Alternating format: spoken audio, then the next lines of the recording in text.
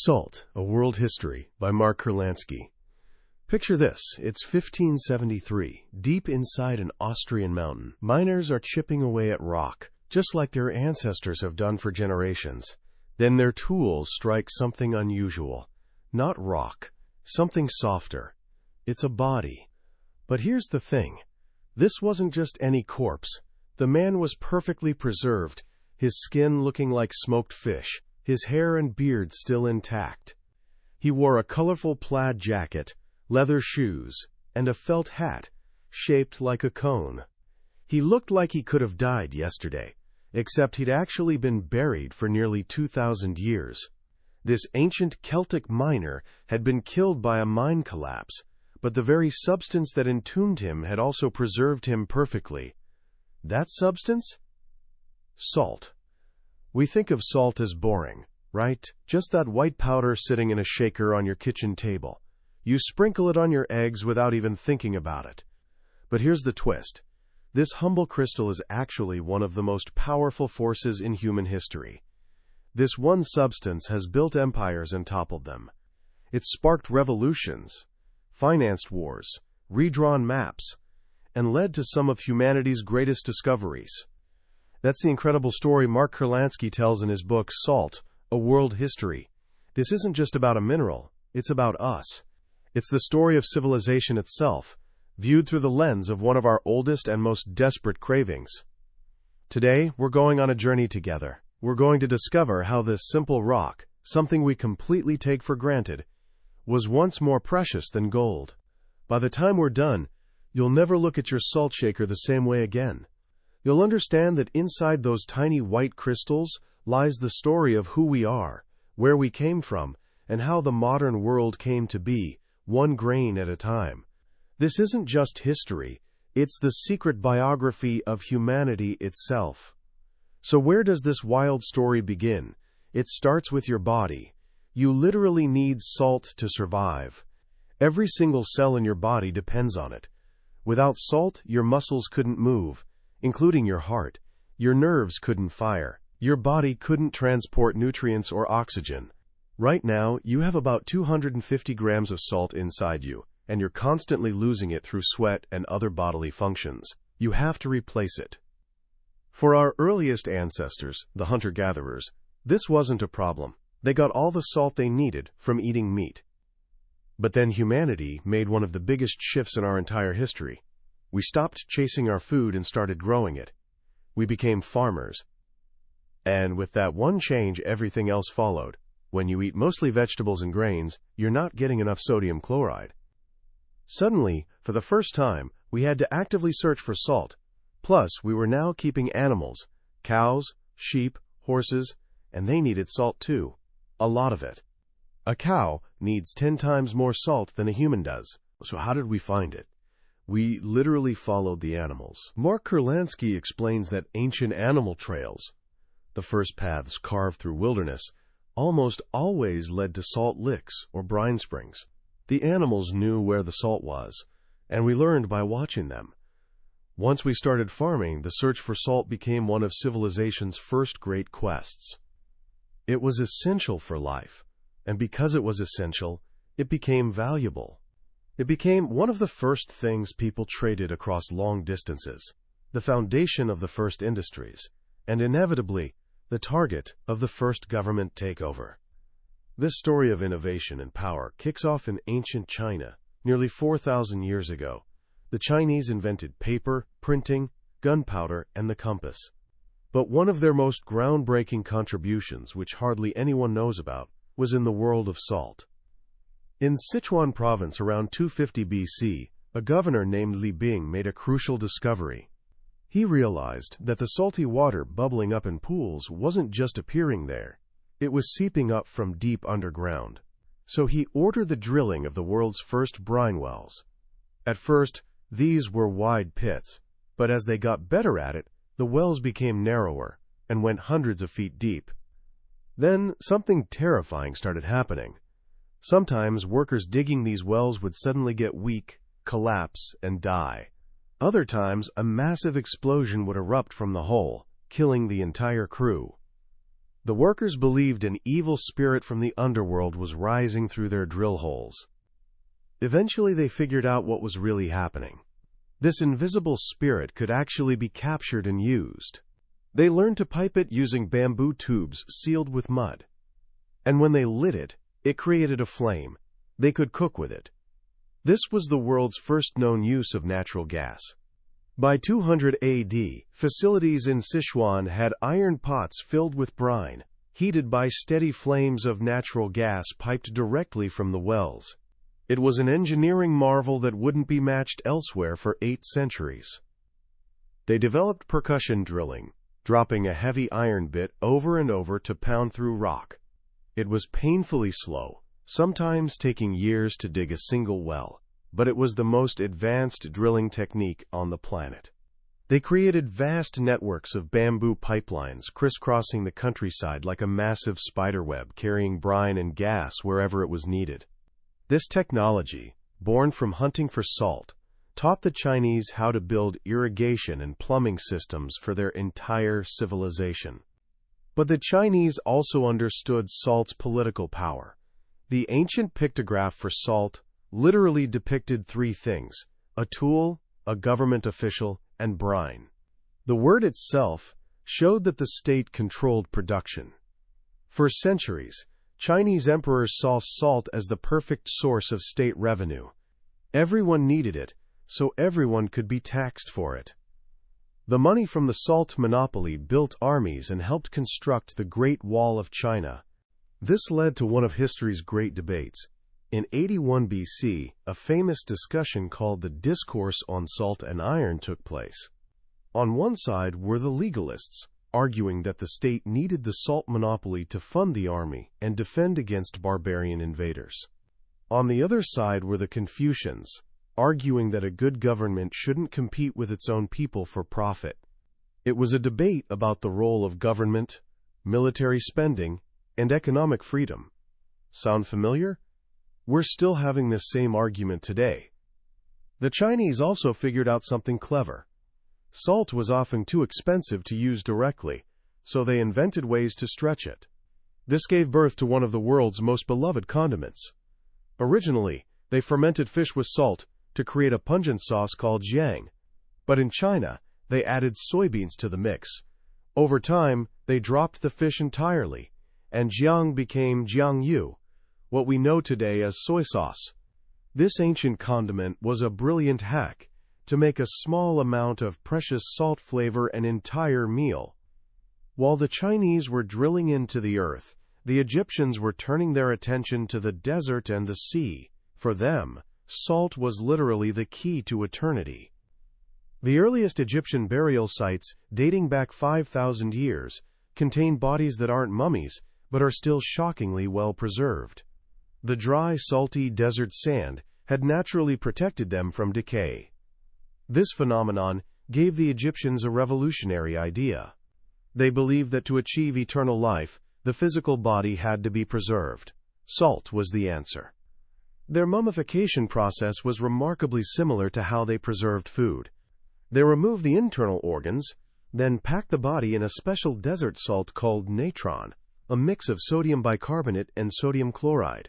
This divine salt would draw all the moisture out of the body, preventing bacteria from growing.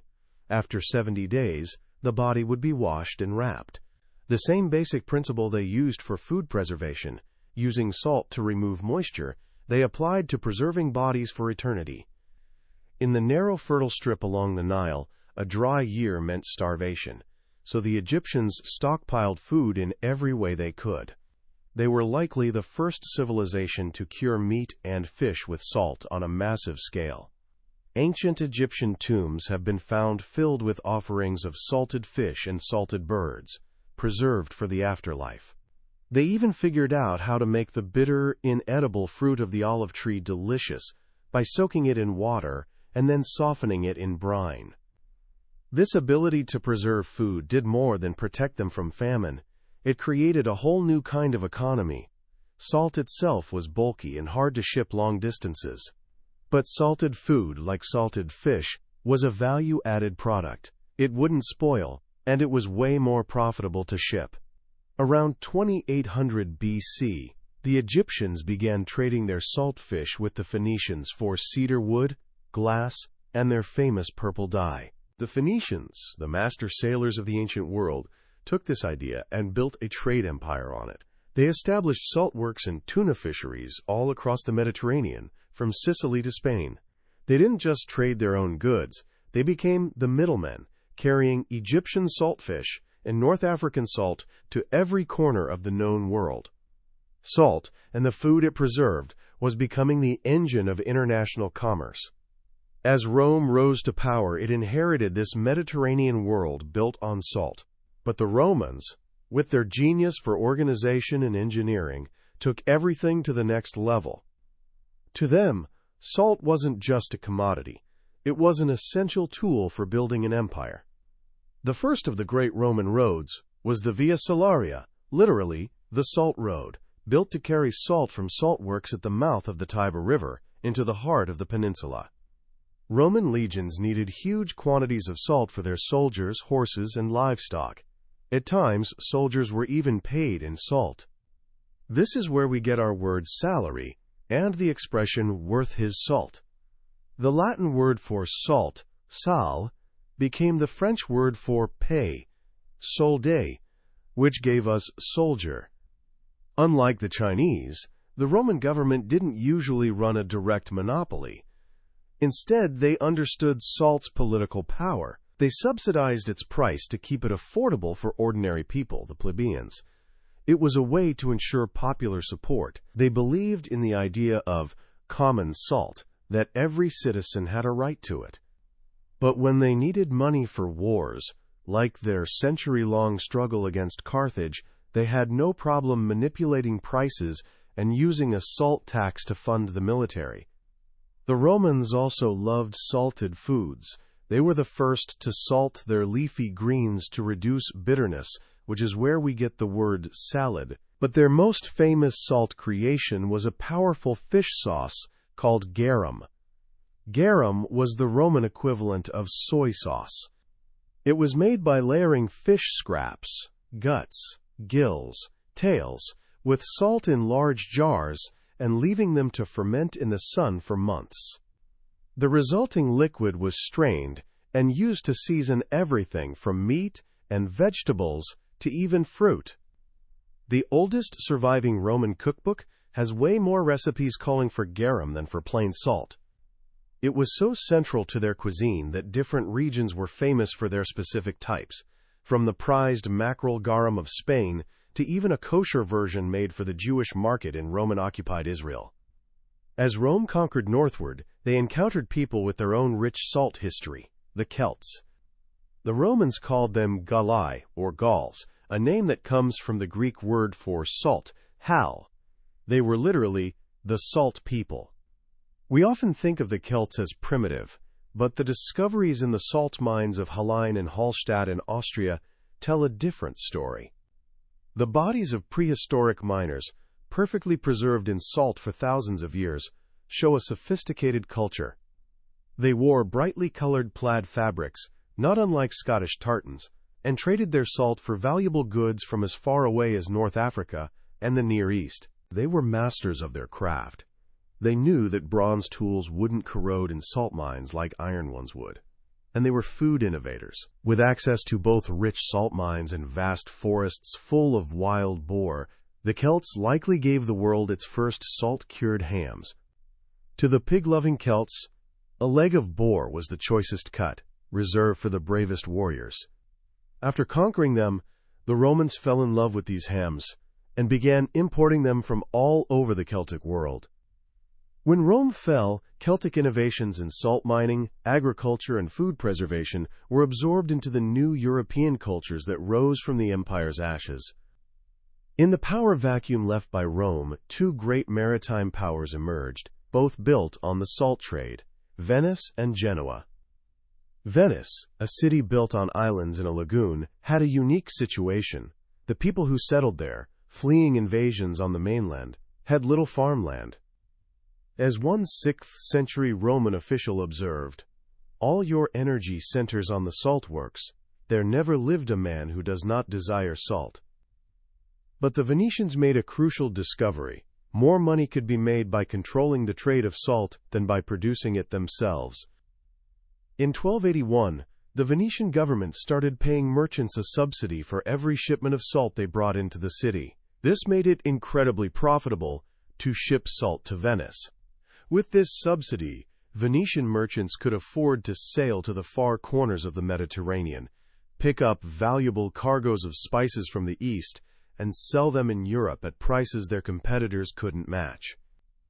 Salt became the engine of Venice's economy. They never owned the salt themselves, but they regulated its trade with an iron fist, dictating who could buy it, where they could sell it, and at what price. As Venice grew, it needed more and more salt, so its merchants went everywhere, buying up and controlling saltworks from Egypt to the Black Sea. This inevitably brought them into conflict with Genoa. Genoa also built its power on salt, using it to finance trade in salami, raw silk, and other goods. The two cities competed for control of the same saltworks across the Mediterranean. This rivalry finally exploded into the War of Chioggia in the late 1300s. Venice, with its ability to convert its merchant fleet into a powerful navy, won decisively. It became the undisputed commercial master of the Mediterranean. During this time, a young Venetian merchant named Marco Polo supposedly traveled to the court of Kublai Khan in China. When he returned, his stories were filled with details about the Chinese salt administration, how the emperor made huge revenues from brine springs and salt taxes. Whether he was genuinely interested or just knew it would fascinate his fellow Venetian merchants, his accounts reinforced the idea that controlling salt was the key to wealth and power. But while Venice and Genoa were battling for the Mediterranean, a revolution was happening in the cold waters of the North Atlantic. This revolution would shift the economic center of the world, and it was all about two things: fish and salt. The medieval Catholic Church forbade eating meat on about half the days of the year, including every Friday. This created a massive market for an alternative protein source, fish. But fresh fish spoils quickly. The answer was salted fish. The Basques, a unique people on the Atlantic coast of Spain and France, were the first great commercial whale hunters. They salted the fatty whale parts, creating a food called craspoi that could be eaten on lean days. But then they discovered something even more profitable: Atlantic cod. Cod was perfect for salting. Its white flesh has almost no fat, which allows salt to penetrate deeply and preserve it perfectly. When dried and salted, cod becomes as hard as wood and can be shipped anywhere without spoiling. It was cheaper than salted whale and, many thought, tasted better. Salt cod became the food that fueled Europe for centuries. But there was a problem. The great cod fisheries were in the north, but the great saltworks, which relied on the sun to evaporate seawater, were in the south. The Basques, being brilliant shipbuilders and traders, solved this. They sailed south to France and Spain, loaded their ships with sea salt, then sailed north to cod-rich waters off Iceland and beyond, returning with holds full of salt cod to sell across Europe. Soon everyone wanted in on this lucrative trade. The Dutch, English, and French all had access to herring, another oily fish that was a medieval staple, but they lacked cheap salt. Northern salt, made by the slow and costly process of boiling seawater over peat fires, couldn't compete with sun-dried sea salt from the south. The solution came from northern German trading cities that formed a powerful alliance called the Hanseatic League. They used their commercial might to control the two most important commodities in the north: herring and salt. They imported huge quantities of cheap sea salt from the Bay of Bourgneuf on the French Atlantic coast, the most northerly point in Europe, where solar evaporation worked. With this bay salt, they could produce vast amounts of salted herring, which they sold all over Europe. For a time, the Hanseatic League dominated the northern economy. To control herring and salt was to control the north. This dependence on foreign salt was a constant worry for nations like England. Even though England had its own brine springs in Cheshire, it couldn't produce the coarse sea salt needed for its fisheries. The country was dangerously dependent on French salt. This obsession with achieving salt independence would shape British policy for centuries and have dramatic consequences in a place they were just beginning to settle: America. Before we cross the Atlantic, though, we need to talk about one of the most infamous taxes in history, the French salt tax, known as the gabelle. The idea was simple. Since everyone needs salt, a tax on salt would be a fair tax on everyone. But it became a symbol of the tyranny and inequality of the French monarchy. By the 17th century, the gabelle was a major source of revenue for the king. The system was maddeningly complex. France was divided into 6 zones, each with a different tax rate. In some regions, like salt-producing Brittany, there was no tax at all. In the heartland, the Pays de Grande Gabelle, the tax was brutally high. Salt could cost 20 times more in one town than in another, just across a river. Worse, every person over age 8 was forced to buy a set amount of this expensive salt each year, the sel du devoir, or salt duty. But here's the cruel twist. It was illegal to use this salt for preserving food. For that, you had to buy even more salt at an even higher price. This created a massive black market. An army of smugglers called faux sauniers risked their lives moving cheap salt from tax-free zones into highly taxed regions. They were hunted by an equally large army of armed tax collectors, the gabellists. It was permanent civil war. By the late 18th century, more than 3,000 French men, women, and children were being sentenced to prison or death every year for salt-related crimes. The gabelle wasn't the only cause of the French Revolution, but it became the symbol of everything wrong with the monarchy. When the revolution finally came in 1789, one of the first acts of the new National Assembly was to completely abolish the hated salt tax. This idea that a salt tax could symbolize oppression wasn't lost on revolutionaries across the Atlantic. From day one, American colonists were obsessed with salt. Captain John Smith, one of the founders of Jamestown, saw the potential for immense wealth from New England's fisheries, but he knew it all depended on having a cheap and reliable source of salt. The early colonists tried making their own, but New England weather was too rainy and not sunny enough for solar evaporation. They were almost entirely dependent on salt imported from Britain and the Caribbean.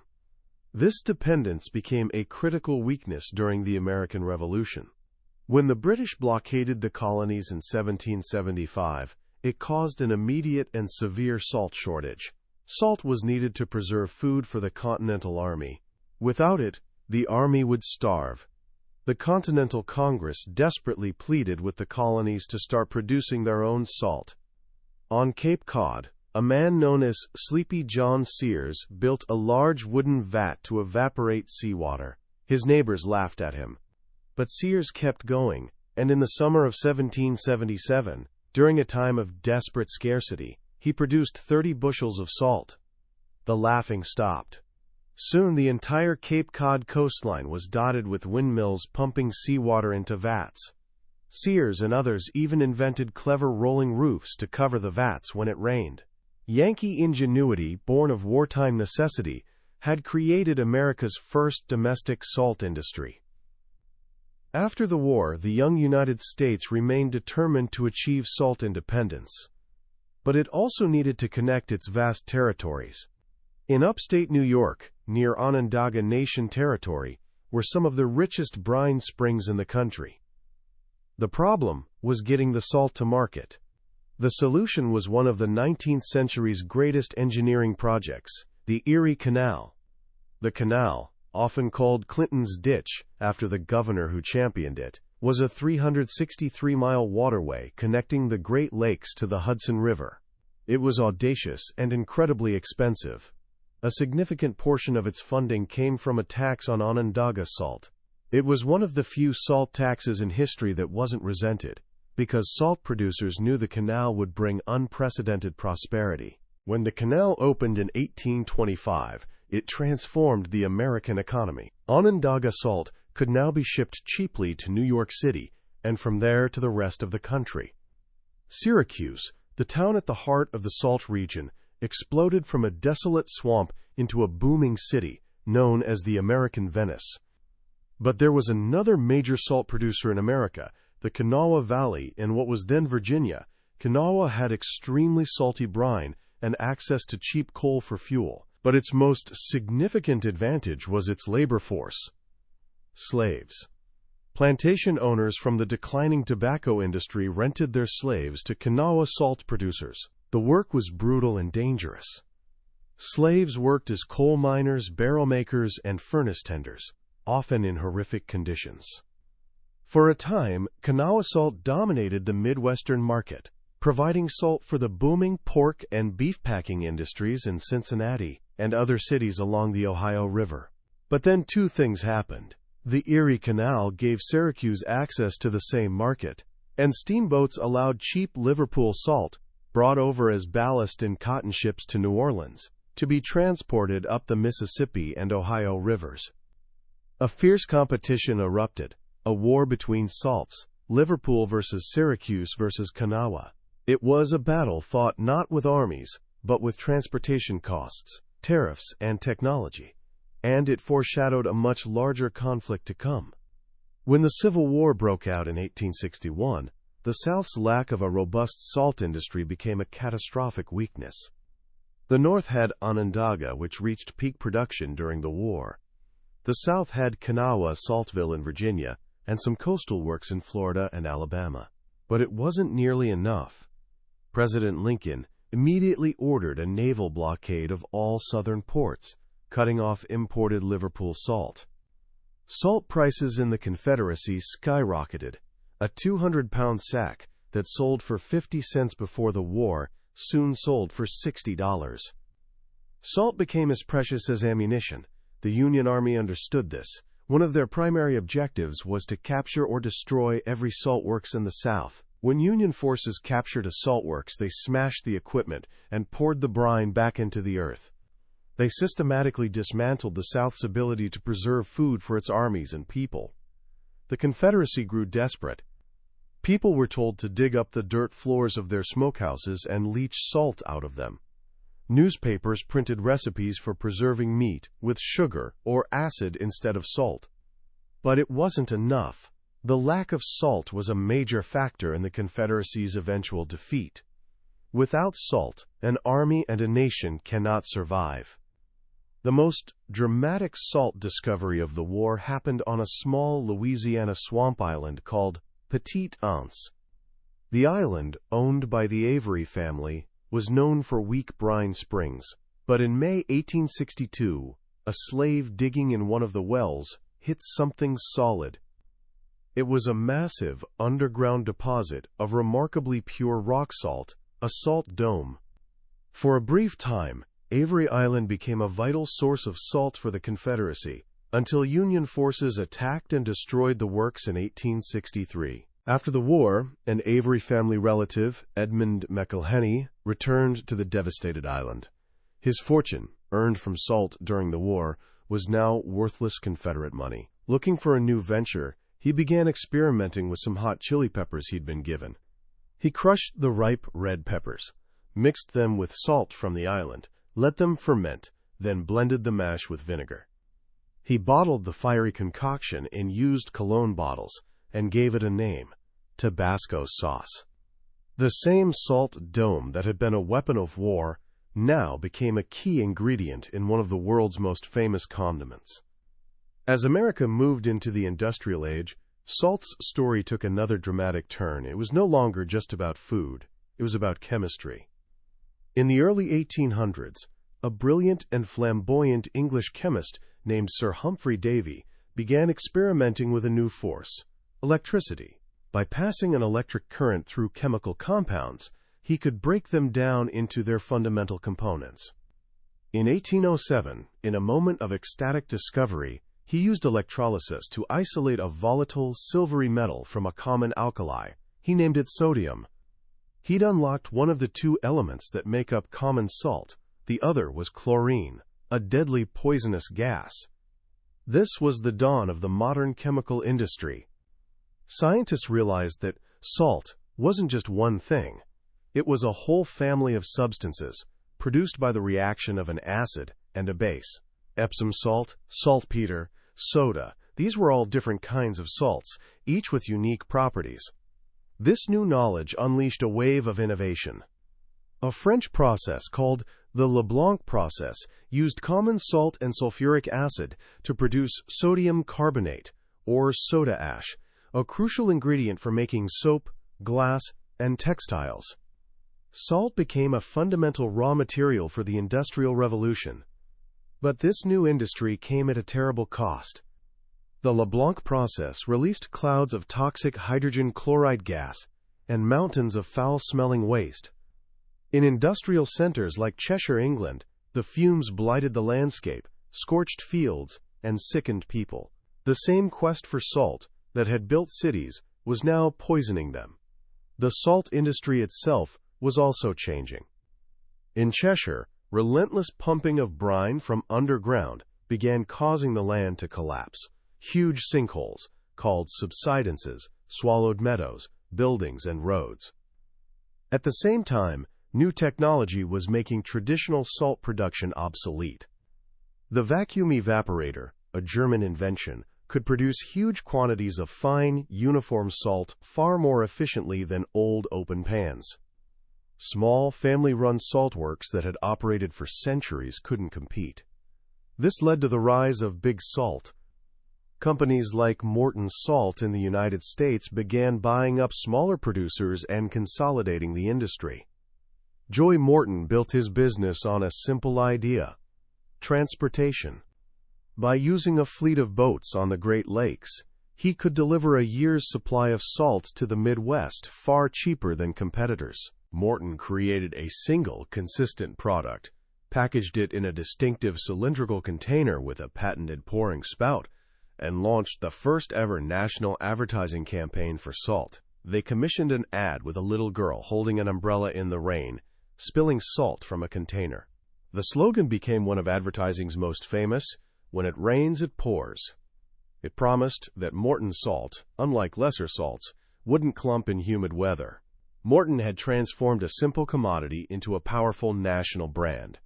While science and industry were changing salt in the West, the oldest political story of salt was playing out once again, this time in India. Under British colonial rule, the Indian salt industry was managed for Britain's benefit. Liverpool's salt was dumped on the Indian market, protected by high taxes on local salt. The British established a customs line, an internal border that eventually snaked 500 miles across the country, guarded by a massive thorny hedge, all to prevent smuggling of untaxed salt. Making salt, even scraping it from the earth for personal use, became a crime. This policy was devastating, especially in coastal regions like Orissa, where peasants had made salt for centuries. It was their livelihood. The British monopoly destroyed their economy and plunged them into poverty. In 1930, a tiny 60-year-old man decided to make this injustice the symbol of India's fight for independence. His name was Mohandas Gandhi. He announced he would lead a march to the sea to break the British salt law. He called the salt tax, quote, "the most iniquitous of all from the poor man's standpoint." On March 12, 1930, Gandhi and 78 followers set out from his ashram on a 240-mile journey to the coastal village of Dandi. The march took 24 days. As they walked, thousands joined them. On the morning of April 6, after a night of prayer, Gandhi waded into the Arabian Sea. He then walked up the beach, bent down, and picked up a piece of natural salt crust. With that simple act, he'd broken the law. It was a signal. All across India, people began making and selling salt illegally. It was mass civil disobedience. The British responded with violence and mass arrests. But the movement couldn't be stopped. The Salt March galvanized the Indian independence movement and exposed the moral bankruptcy of British rule to the world. It showed that the power of a symbol, of a simple grain of salt, could be greater than the power of an empire. In the decades that followed, the world that salt had built began to disappear. In 1903, a Paris cook named Nicolas Appert invented a new way to preserve food, sealing it in airtight glass jars and heating it, This was the birth of canning. Soon after, the tin can was developed. Food could now be preserved without salt. Then, in the 1920s, an American named Clarence Birdseye, who'd learned about fast freezing from the Inuit in Labrador, perfected a process for commercially frozen foods. Refrigeration and freezing dealt the final blow to salt's ancient role as the primary means of food preservation. World consumption of salt for food began to decline. But at the same time, geology and drilling technology, much of it pioneered by the salt industry, led to another world-changing discovery. Geologists realized that ancient salt domes, like the one under Avery Island, were often traps for another valuable resource: oil. In 1901, a wildcatter drilling on a salt dome in Texas called Spindletop struck a gusher that shot oil over 100 feet into the air. The Texas oil boom began, and salt domes became the new target for prospectors, not for the salt, but for the black gold trapped around it. Today, the United States is both the largest producer and consumer of salt in the world, but only a tiny fraction, less than 10%, is for food. The single largest use, over half of all production, is for de-icing roads in winter. The rest goes to the chemical industry to make everything from plastics and pesticides to pharmaceuticals and textiles. Salt is now an industrial chemical, produced in massive automated plants. The old ways have vanished. The salt mines of Cheshire and Austria are now tourist attractions. The salt pans of the Caribbean are abandoned ruins. The once thriving salt towns of Cape Cod are now quiet vacation spots. And yet something strange is happening. After a century of industrialization, of making salt perfectly white, perfectly uniform, and perfectly cheap, people are starting to seek out the old salts again. We now pay a premium for sea salt, for salt that's gray or pink or black, for salt with odd-shaped crystals. We buy fleur de sel, the delicate flour of salt skimmed by hand from pond tops in Gironde, France. The very salt French kings once complained wasn't white enough. We seek out Hawaiian red salt, colored with clay, or Indian black salt, with its sulfurous egg-like flavor. After 1,000 years of trying to purify salt, we've discovered we're hungry for its impurities. We're looking for something that tastes real, something that connects us to a place, to a history. And so the story of salt comes full circle. It begins as a necessity of life, becomes a source of wealth and power, transforms into an industrial chemical, and finally returns to our tables as a luxury, a symbol of a more artisanal, more authentic past. It reminds us that even in the most common, most overlooked substance, there lies a story as vast and complex as human history itself. Reading Mark Kurlansky's Salt is honestly a humbling experience. It's one of those books that permanently changes how you see the world around you. It takes something so mundane, so invisible in our daily lives, and reveals it to be a secret engine of history. The most powerful lesson, I think, is about the hidden connections that shape our world. We don't think about the fact that the Erie Canal was built because of salt, or that the French Revolution was fueled by anger over a salt tax, or that Gandhi chose a grain of salt to bring down an empire. The book reminds us that big historical events don't just happen out of nowhere. They're often driven by the most basic human needs and desires: the need for food, for security, for freedom. The quest for salt was really a quest for all of these things. It also tells a profound story about technology and innovation. From the Chinese drilling for brine with bamboo and iron, to Romans building roads to transport salt, to the vacuum evaporators of the industrial age, so much of our technological progress has been driven by this single-minded pursuit. But Kurlansky also shows us the dark side of that progress. The environmental devastation in Cheshire, the brutal exploitation of slave labor in America, the destruction of local economies in colonial India, these are also part of salt's legacy. It's a cautionary tale about how pursuing a valuable resource can lead to both incredible ingenuity and terrible injustice. What I find most fascinating, though, is what salt's story tells us about value. For most of human history, salt was wealth. People fought and died for it. Today, it's one of the cheapest things you can buy. And yet, In another sense, its value is rising again. As we seek out artisanal salts from specific regions, we're not just buying a seasoning, we're buying a story. We're buying a connection to a place and a tradition. It seems that in our modern, uniform world, we're growing hungry for things that are unique, things that have a history. We're starting to realize that true value isn't just about price, it's about meaning. So what can we take from this incredible story today? First, I think, is a sense of curiosity. Next time you walk through a grocery store, look at the salt aisle. Don't just see it as a row of boxes and bags. See it as a library of stories. Try a different kind of salt. Notice its color, its texture, its taste. Think about where it came from. Was it scraped from a desert, mined from a mountain, or raked from the sea? Let it be a small reminder of the vast hidden histories all around us.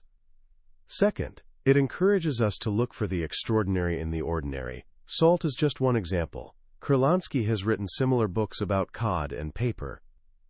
What other everyday objects have a secret history? What stories are hidden in a cup of coffee, a bar of chocolate, a piece of cotton clothing? The world is full of these epic tales, waiting to be discovered if we only take the time to look. The story of salt is a story of human struggle, ingenuity, and desire. It's a reminder that the great forces of history are often found not in the grand pronouncements of kings and emperors, but in the small, essential things that sustain our daily lives.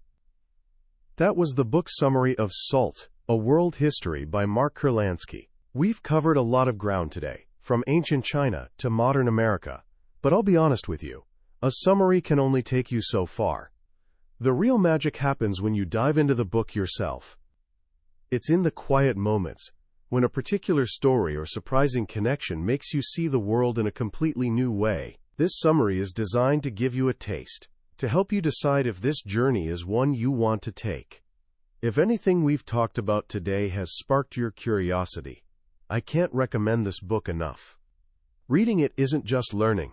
It's an experience that will genuinely change the way you see the simple yet profound world around you.